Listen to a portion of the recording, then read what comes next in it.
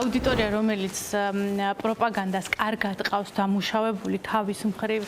იმით, რომ რუსთაველის პროტესტი მათ საკმარისად მოახერხეს, რაღაც ნაწილი, მოკლედ რუსთაველის პროტესტის ესე ვთქვათ, გააშავეს და ეს ადამიანები მუდმივად არის ამაზე, რომ ესენი არიან რუსთაველზე ვინც დგას, ეს არის დახელფასებული, ეს არის ესეთი, ეს არის ისეთი, ანუ ქვეყნის უსამშობლოები, ყველა ეპითეტი, მოკლედ რითიც ამ პროტესტს ამკობენ ამ აუდიტორიისთვის, ვინც დაიჯერა ეს ყველაფერი, მათთვის ყველაფერი გამართლებულია, მოკლედ რა, ანუ კი დასაჭერები არიან, ტროტუარზეც გააჩერეთ, რატომ ვერ აღკვეთეთ ამდენ ხანს, ანუ პირიქით, აი ეს უკმაყოფილება არის ქართული ოცნების მხარდამჭერებში, გულწრფელ მხარდამჭერებში, რომ კი, მაგრამ რა უნაროები ხართ, რატომ ვერ მოერიეთ ერთი წელი, მეორე მხარეს ეს არის. თუმცა არის ერთი დიდი ნაწილი ამ ყველა ახალი კანონის,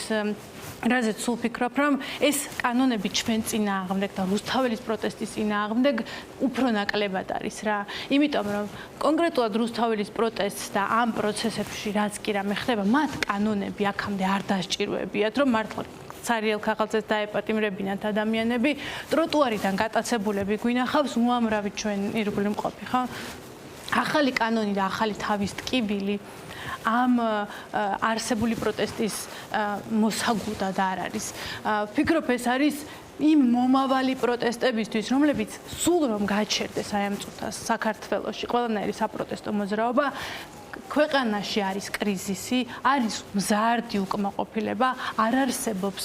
ოჯახი და არ არსებობს წრე და არ არსებობს შრე, სადაც ეს შეღწეული არ არის და ეს აუცილებლად იფეთქებს და იფეთქებს სხვადასხვა ფორმატში, იფეთქებს მშობლების სახით, რომლებსაც აქვს